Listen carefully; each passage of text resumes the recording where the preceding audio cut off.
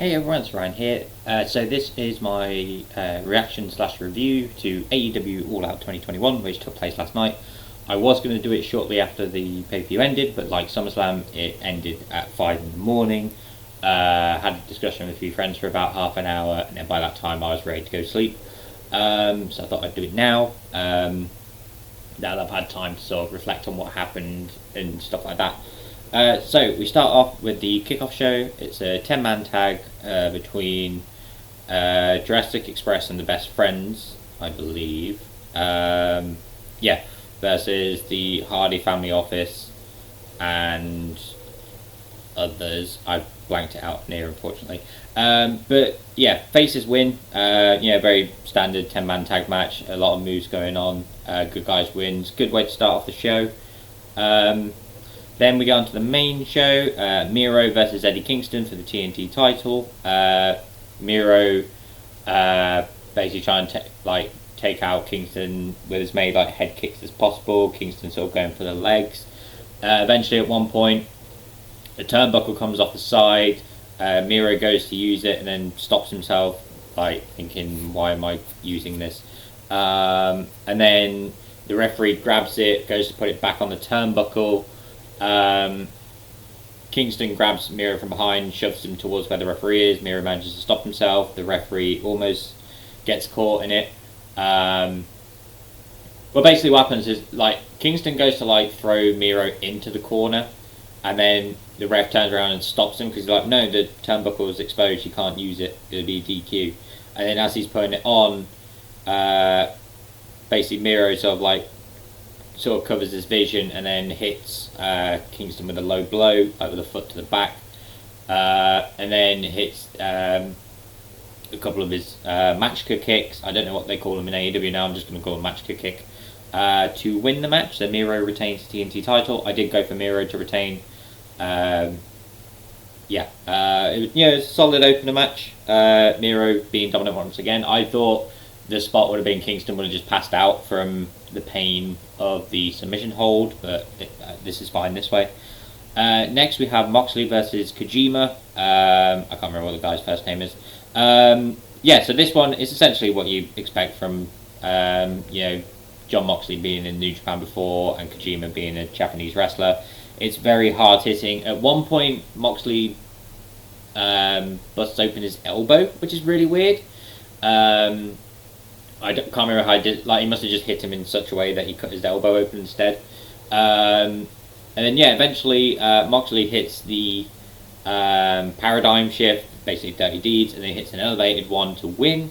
After the match, he picks up Kojima. They shake hands essentially, and as that's going on, some music hits. It sits there for a bit, goes to the camera. And it's Minoru Suzuki, who, I don't really watch much New Japan, but I'm very aware of who Minoru Suzuki is. He's a big name over there. He's quite old as well, but you wouldn't think it because of just how brutal and just great in the ring he is. He comes out.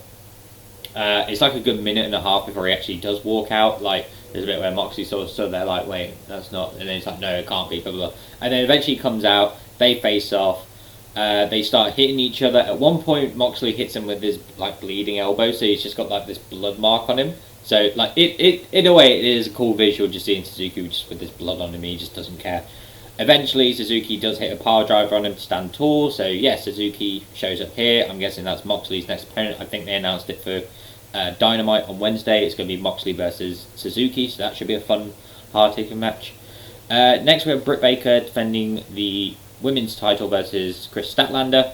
I think this is Statlander's big return after God knows how many months. She got injured a while back.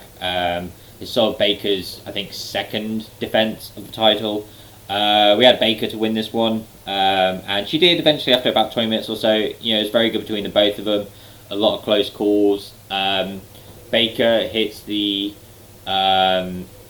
what do they call it? I think she calls it the Pennsylvania Sunrise. It's basically the Panama Sunrise that Adam Cole uses.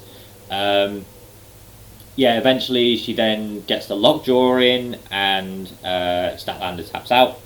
So Baker retains that way. There's one bit is here as well, Orange Cassidy, Chris Statlander's sort of laying out in the ring and she's sort of out for a bit.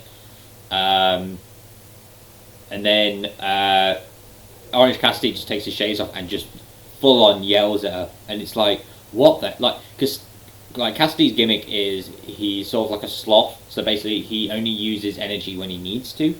And yeah, like basically it's just, this thing has never happened. He just full on yells at her, and she's like, oh my god, and then gets up because she's literally like, I've never seen this before, I've got to whatever.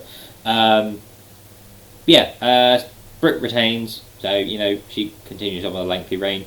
Next we have the Young Bucks versus the Lucha Brothers in a steel cage match for the AEW Tag Team Championships. Again, pretty much what you expect from a Young Bucks Lucha Bros match. Another excellent match. My only issue I have, which it tends to be a regular occurrence with Young Bucks matches, is it's sort of like the whole Johnny Gargano thing in NXT a couple of years back, where it's like, when is it too many kickouts? And I started to get towards like 10 minutes from the end. I had the same issue with Young Bucks and FTR. I was like, there's a bit where I'm like, okay, this is just stupid now. Like, why are you kicking out of everything? Eventually, the Lucha Brothers win the tag titles. I did put the Young Bucks to win, but I wasn't aware that they had the longest tag title reign in AEW history, because I think if I knew that, I would have gone for the Lucha Brothers. I just thought it would be a while before the Young Bucks lost them just yet. But yeah, it's a very wholesome moment for Lucha Bros. They had an amazing entrance, and also, like that, just very resilient. Penta gets a very bloody mask in it at one point. But yeah, it's a very wholesome moment when they win. It's another sort of story in the Elite losing their titles, because Kenny lost the Impact World title to Christian. Young Bucks have now just lost the tag titles, so Kenny's the only one with titles left. The Good Brothers still have the Impact tag titles. They might lose them down the line at some point. Next, we have the Casino Battle Royale. There are quite a lot of... I'm trying to think now.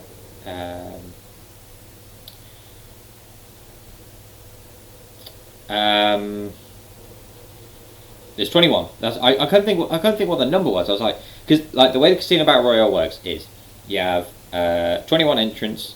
There are the 4 suits, like the cards. So you have hearts, diamonds, spades, clubs, and then there's a joker who always comes out last. Basically, 5 people get a suit each, and then based on which one that is, that's when they come out. Eventually, yeah. So it, like, I'm losing my words. I am losing my words. Tell you what, I can actually get the card up here. I don't know why I didn't think of this before. I'm very professional, as you see. Right, so there's Nyla Rose, Thunder Rosa, The Bunny, Big Swole, Tay Conti, Diamante, Penelope Ford, Red Velvet, Hikaru Shida, Emi Sakura, Jade Cargill, Kiera Hogan, Layla Hirsch, Abaddon, Keelan King, Rebel, Jamie Hayter, Anna J. Rio, Sky Blue, and then one woman to be announced, which, like, normally when there's like someone to be announced, they tend to be the Joker card, and this was the same case, because the Joker for this one was Ruby Soho, formerly Ruby Riott. It got a massive reaction. I did pick Ruby Soho to win. It comes down to her and Thunder Rosa, you know, 2 viable next contenders for the title. And yeah, Ruby Soho wins. So in her debut match, she wins the Battle Royal. I believe the only other time a Joker has won a Casino Battle Royal was the very first one with Hangman Page. So yeah, they're doing it very well. Next we have, I've got to literally switch between tabs at this bit. Hang on. We have Y2J versus MJF, well, Chris Jericho versus Maxwell Jacob Friedman. MJF with a little troll of the original entrance from Jericho in 1999 from when he made WWF debut with a countdown, and then the style of when it normally says Chris Jericho, it says Jericho's last match. He then comes out, Jericho comes out with his guitarist playing Judas. A lot of back and forth, a lot of moments where it looks like MJF could win, looks like Jericho could win. At one point, I had this issue twice in the night, and like the second one's in the main event. Jericho gets laid out outside the ring, and he lays there. The referee gets to 9. Like, he still lays in the same position. He's not slowly crawling up at it. The second the ref counts to 9, he immediately gets up and jumps in the ring. It's a bit like, I like when it's like it's 7 and then they start getting their bearings. I don't like this whole they wait till 9 and then suddenly, oh, I'm fine now, and gets in the ring. Like Christian does it in the main event as well. But anyway, at one point MJF does his finisher. He goes to pin Jericho. Jericho puts his foot on the rope. Well, basically, Wardlow comes out. Jake Hager stops him. And then the referees come out to try and stop it. MJF hits Jericho with, I think it's Jimmy, the bat, like Jericho's bat. And then he hits his finisher on him. He pins him. Jericho puts his foot on the rope, but the referee, Aubrey Edwards, doesn't see it. Counts to 3. The commentators are going mental over it. The referee outside goes, Jericho's foot was on the rope. Like, it went 1, 2, his foot was on the rope. The referee's like, well, but I counted the whole thing. It's like, no, but his foot was on the rope. You didn't see his foot on the rope when you counted. Which, what I questioned at the time was, so if there's a referee out there to call that, like, bad call, then why didn't one come out and say, oh, Miro just low blow Kingston, so why aren't you disqualifying him? But, like, I think the logic they're going with there is the referees came out, so there was one out there at the time, so it's fine. Like, at the time, I was going to be a bit, like, miffed about it, so, like, saying that would have, like, been a bit, you know, about the thing. But basically, they reverse the decision, they restart the match. Jericho then hits, I think, a Judas Effect, Codebreaker, and he wins, so Jericho gets to keep on wrestling. Then next, we have CM Punk versus Darby Allin. The return of CM Punk to the ring after 7.5 years. Massive ovation when he comes out, obviously. Not sure how I feel about the trunks just yet. Not trunks, sorry, the like the tights. Like, he's gone with the tights look rather than the trunks look like I'm used to. Like, it might take a while to get used to, but he looks in great shape. In this match, he proved that he's not missed a step. CM Punk hits the GTS at one point, and Allin falls out the ring, similar to Money in the Bank 2011. Eventually, Darby gets caught in the GTS, like second GTS, gets hit with it, Punk pins him and wins this return match, which was great. Sting comes out, shakes his hand. They try to lift Darby Allin up, but he wants to go up on his own strength, and then Darby leaves with Sting. CM Punk celebrates for a bit. Then next we get pretty much like, it was second to last because it was sort of like the calm down match between this and the main event. It's Paul White versus Cutie Marshall, lasts about 4 minutes. Paul White gets the cronies for Marshall out, eventually hits him with a chokeslam and pins him to win. Not really much to say.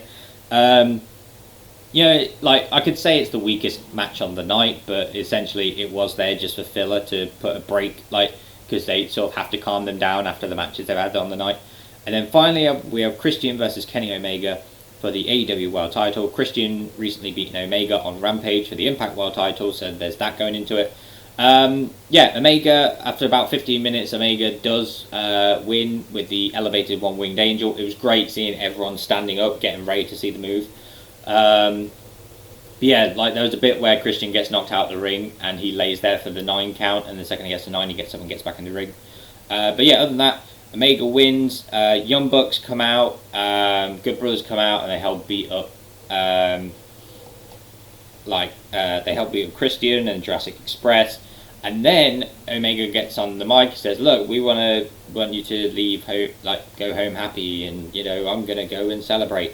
And then suddenly it goes a bit dark, and then some music hits, and it's Adam Cole.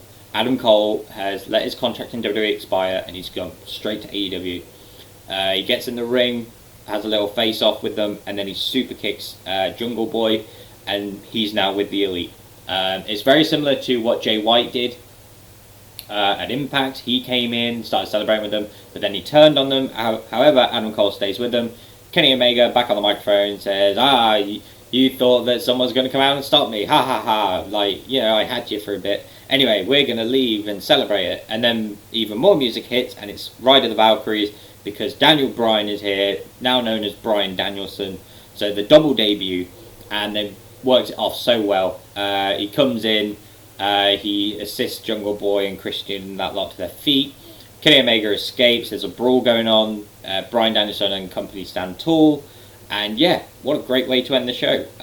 You know, we've had the debuts of Ruby Soho, Adam Cole, Bryan Danielson, Minoru Suzuki as well. You know, and then, like, obviously Paul White's first match, CM Punk's first return back.